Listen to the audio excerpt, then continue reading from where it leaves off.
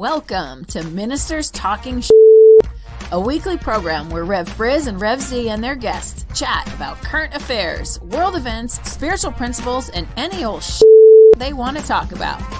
Based on the New Thought philosophy and ancient wisdoms, Ministers Talking shares a visionary perspective of the evolving spiral called spiritual living. Join us each week as we explore the emerging paradigm of life on planet Earth and beyond.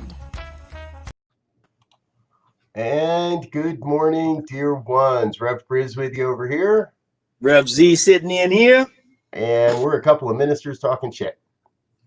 And today is episode number 22. We're calling this Beware the Wolf in Sheep's Clothing, or Wolves. Beware the wolves in sheep's clothing. I'll change that so we have it for later. And this really comes from, I know Z, you had to get your son off to college this past week. So Z and I have been kind of chatting back and forth, and he had a couple hours in the airport yesterday afternoon. We sat and had a really, really nice long conversation about, hey, where's this program going and what do we want to do with it? But not only that, but really what we wanted to dig into today, because there is something that honestly I find very concerning that's happening within the New Thought movement, something that's very concerning that's happening within American culture right now. And it's infecting a lot of spiritual communities and spiritual belief systems. And that's this concept of QAnon and the rampant conspiracy theories that are laying out there a little bit. So, Z, why don't you kick us off? If people aren't familiar, give us a little background, a little overview of what we're getting into here this morning. Oh, my pleasure, my pleasure. Well, good morning again, guys, and this is a hot topic, I think, because the QAnon experience is a if you will, it's almost a counterculture experience that speaks to the fact of the whole government and the Hollywood elite, and the government being mainly on the liberal side, is full of conspiracy. I mean, they're bound of all kinds of activities and programs and events and criminal activities that are to undermine the whole country, tear it down, and create this. I don't even know what they're thinking it's going to create, but to create this environment where no one's safe, everything is untrue, and so forth and so on. And it's just, it's I guess the biggest issue I have is these conspiracy theories. Some of these are just warmed over conspiracy theories that's been going on forever. They've put on new clothing, wolves in sheep's clothing. They've dressed them up, some of them, and brought them back out. And literally they're just not true. Now, are there real conspiracies in the world? Yes, there are.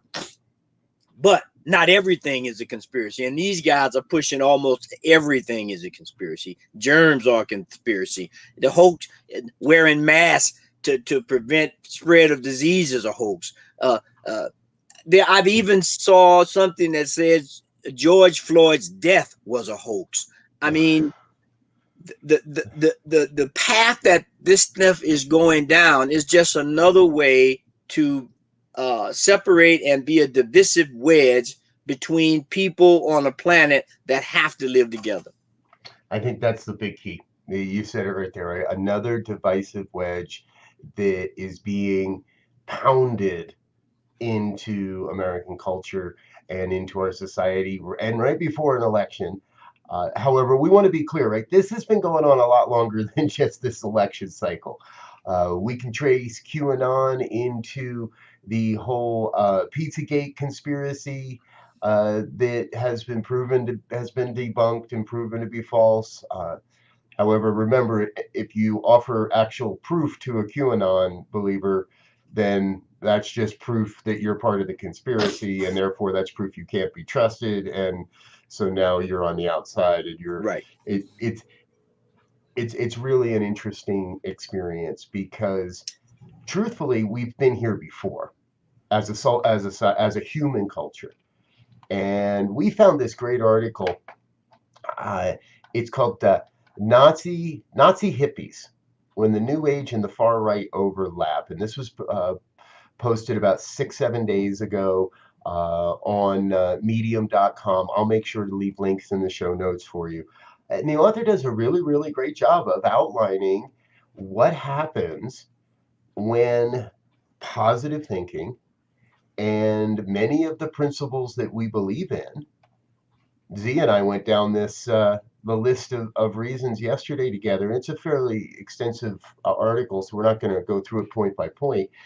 But we went down and went, oh yeah, I believe in this, that I believe in this, that I believe in this, that I believe in this.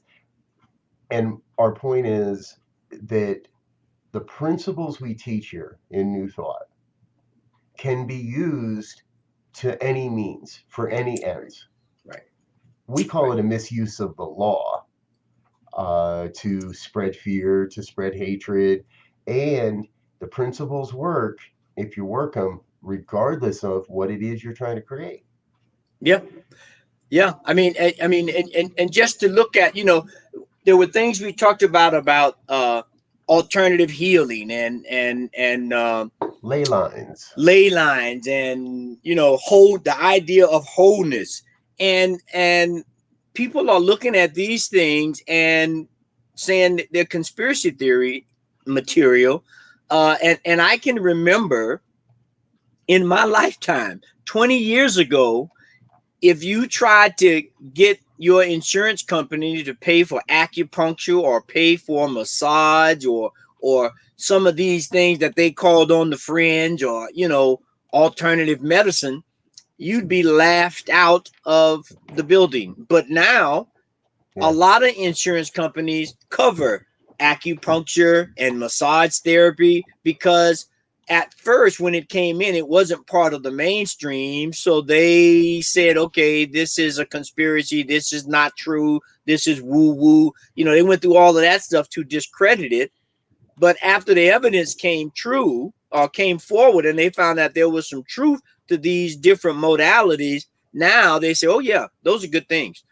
Parapsychology, talking about your ability to sense things and think. Now these things are becoming more and more part of the mainstream because they have been able to gather data and quantify it.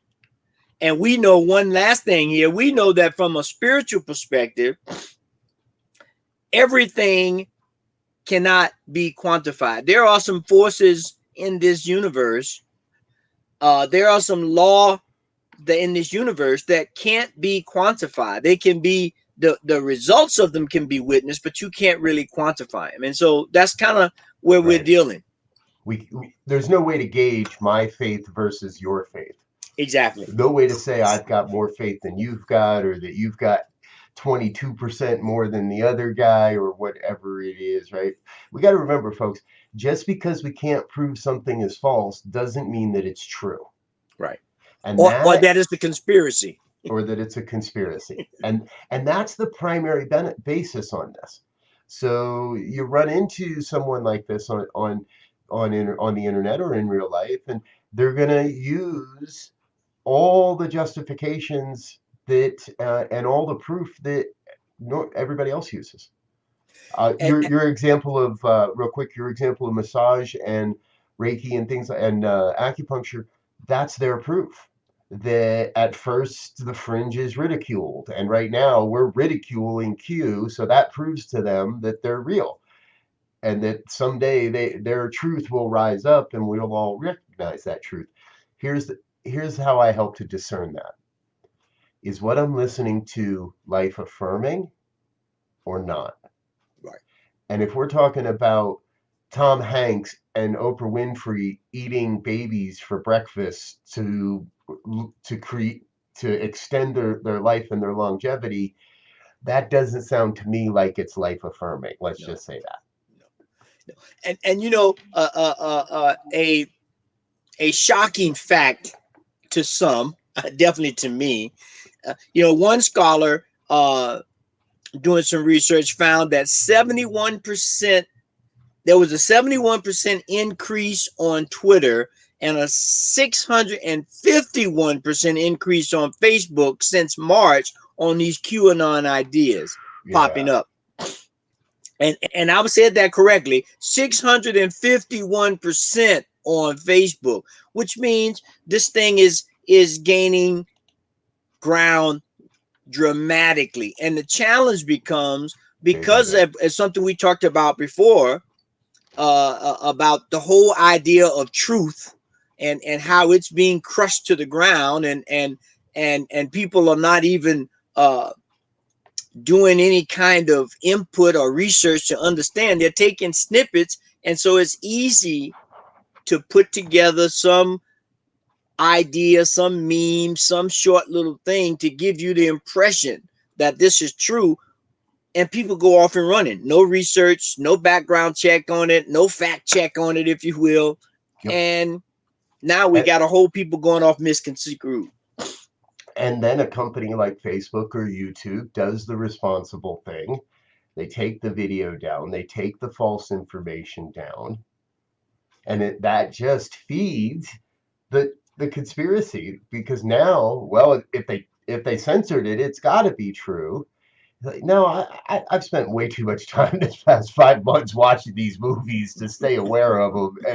And I'll tell you, folks, if you haven't seen them, don't bother, because all they do is they cherry pick video from hundreds of interviews. These guys must have nothing to do but sit around and create these videos, because they cherry pick images, and they cherry pick facts, and they cherry pick sound bites that have generally nothing to do with each other, and they string them all together to create, quote, evidence that there's a child pedophile ring running out of a pizza shop.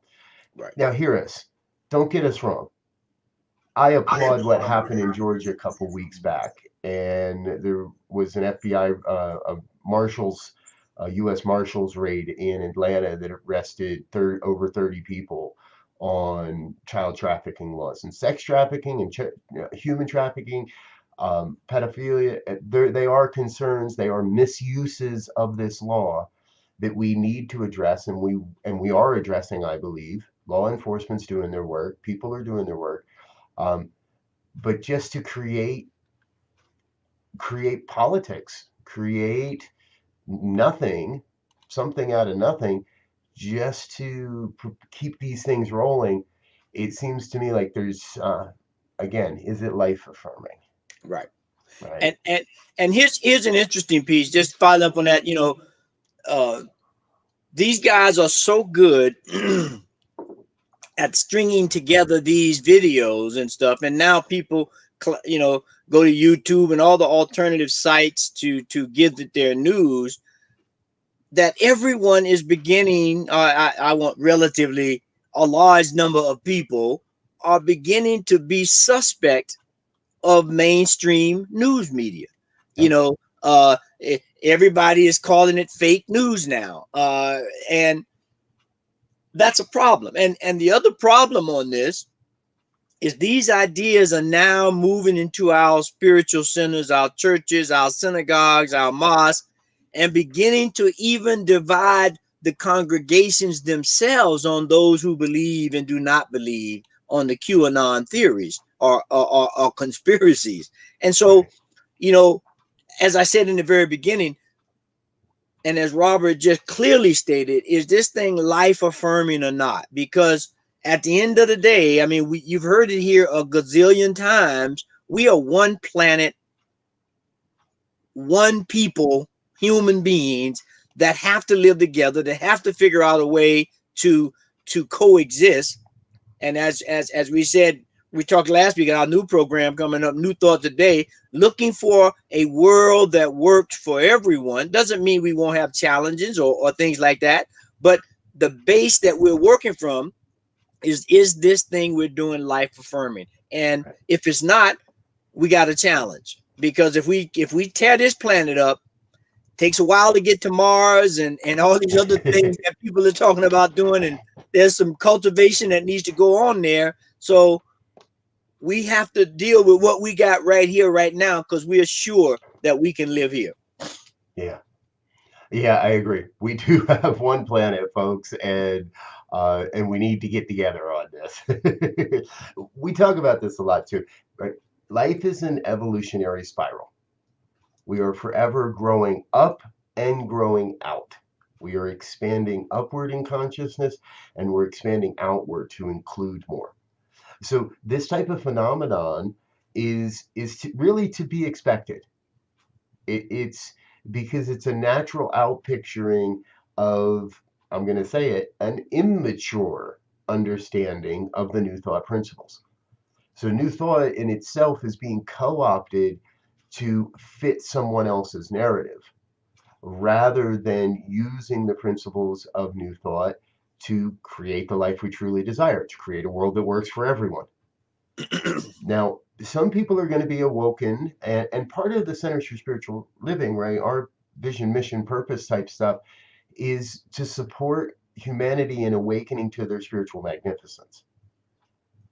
We got a lot of people that claim to be awoken, that claim to already be aware of that, and are still being drawn into this QAnon conspiracy. I won't, but I could name a handful of Science of Mind ministers that are sharing and promoting this material. However, my sense is that it isn't fully, there isn't a full awareness there. Right. There is that quick dopamine hit of this feels good. Ooh, that says something catchy. Hey, I might get some likes out of this. Yes. And I don't want to blame the internet. I don't want to make the internet wrong here. But what I do think back to is before the internet, it took time for a story to get to the streets. It took time, and that time was necessary for people to fact check. If anybody out there today is yelling about Bob Woodward today, you got to remember Bob comes from an older time where he wanted to make sure he wasn't being fed a line of disinformation to become part of something. He had to wait for verification, all those things. In the old days, that had to happen. Today, QAnon, and there's very good speculation that QAnon is being run by a pig farmer in the Philippines. That Q himself, now let's make sure everybody's clear. Q is purported to be a Washington insider, a political elite that is leaking information to support our current president's efforts to take down child pedophilia and child trafficking across it, right? That's who Q is supposed to be. Well, more and more and more, the people that are trying to figure out who Q is, it really does look like he may be a pig farmer in the Philippines. Who, interestingly enough, fled the United States for the Philippines because he's under investigation and I believe charges for pedophilia. Oh, and he happens to have a whole bunch of Nazi beliefs in his background. Now, I'm not going to sit here and say a man can't change. I'm not going to sit here and say someone can't change their beliefs, change their reality, change their life, because that's what we teach. That's what we believe. That's what we base this stuff on. And it's starting to look like the conspiracy theorists have been caught up in a conspiracy to make them be it's a circular logic. Well, and here's the thing. Here's the thing. We spoke about this last week when we were talking about we read one of the part of the global visions of CSL, and the one thing it said right up front was personal responsibility. Yes. Are you taking personal responsibility? That means everything that come across your Facebook feed or your Twitter feed or the little memes that pop up everywhere or the little short stories that pop up on these alter network kinds of things. Not that they can't provide the truth, but as the saying goes, trust but verify. If I trust the source, I'm still going to verify it. I'm going to have my personal responsibility to go and check and not start raising the banner for all these different things when I'm not sure of what they are, or who they are, or why they are, so that I don't get caught up and be pushing the conspiracy theory or this damnation, if you will, without knowing what I'm doing, because that's what's happening. A lot of these people who are spouting these ideas, if you start taking them to point, if you will, and say, okay, well, explain this, beyond what you just saw in the little meme, they can't do it because they have not done any investigative work. They have not done any introspective work at the same time to look at these things and say, how is this helping a situation that everyone says they want to stop? They want to stop the racist ideas and the bad educational systems and the poor housing and the health care. And basically, we want to create a world that works for everybody, right? And that is the crux of the matter, I believe, people, because we're here for now.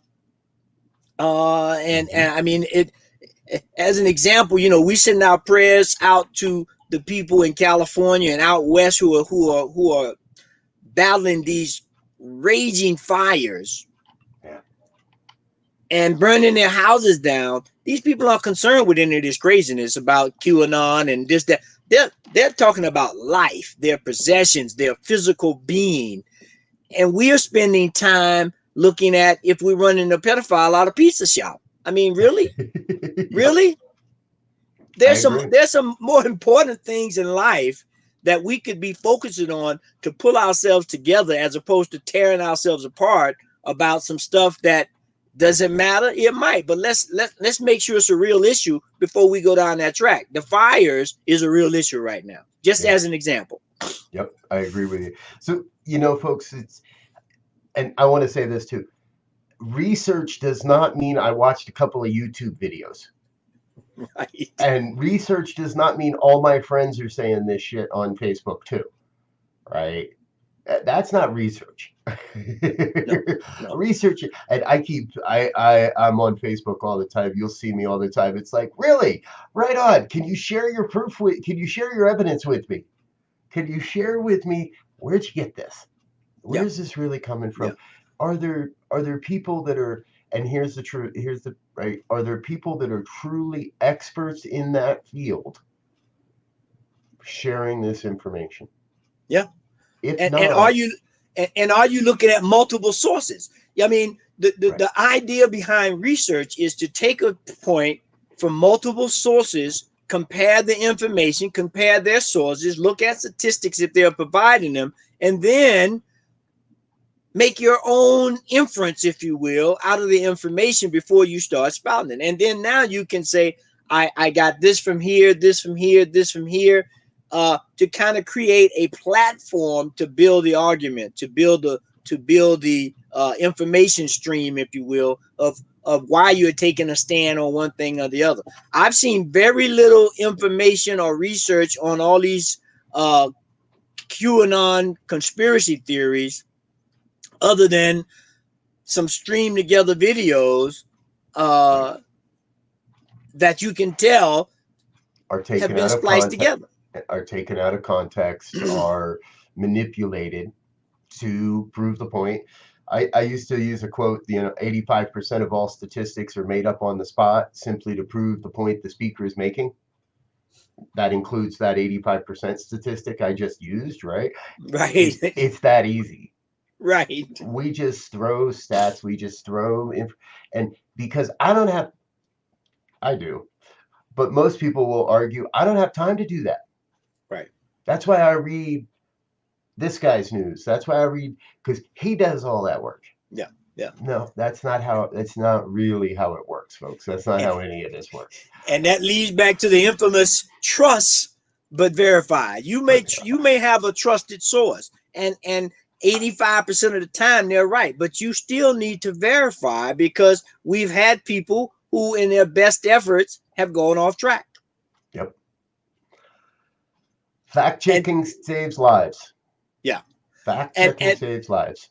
and you know, so as we move this to looking at a spiritual solution to how we begin to uh, sniff out, if you will, ideas that are not life affirming, life supporting, that are not looking to create a solution, just looking to further accentuate the problem. We know what the problem is. I mean, how many times do I need to go to a doctor and have him say, you know, you have diabetes, or go to the dentist and say you have, you know, something wrong with that tooth?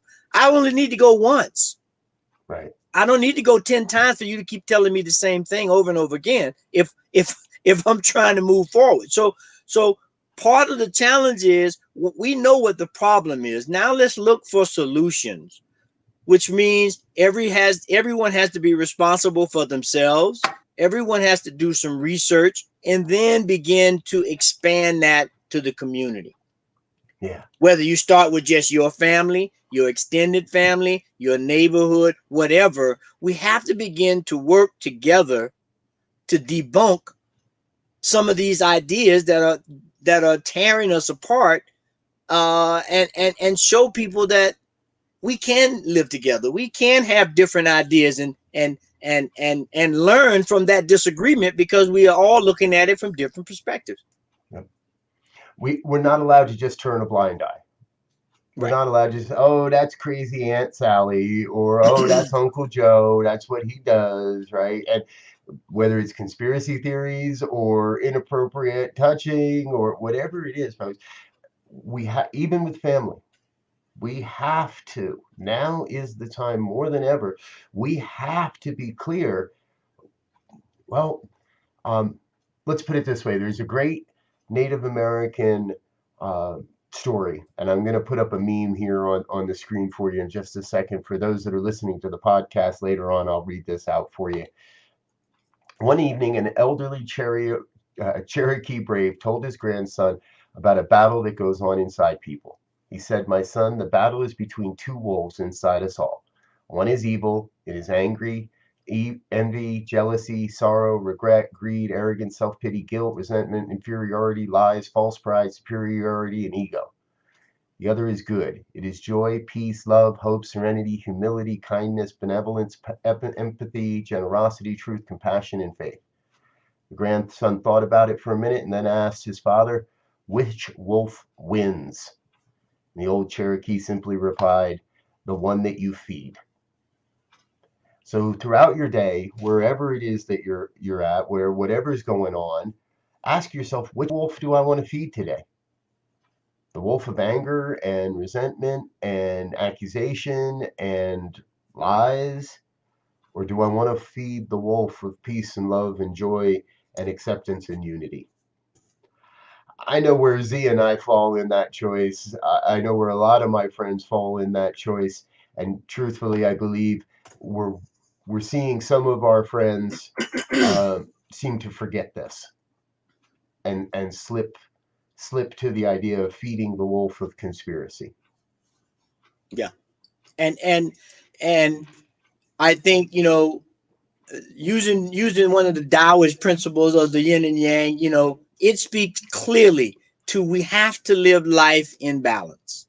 Yeah. There will be times when we are in the flow of balance, but eventually it falls over, and it speaks to that evolutionary cycle of ups and down, round and round, if you will. But there is a balance that we have to seek in life, and that's what we are looking at when we look at the story of this wolf. You have to balance. We get angry, but we don't want to go headlong into that place where we can't come back, and now everything is come that bad wolf's perspective, if you will.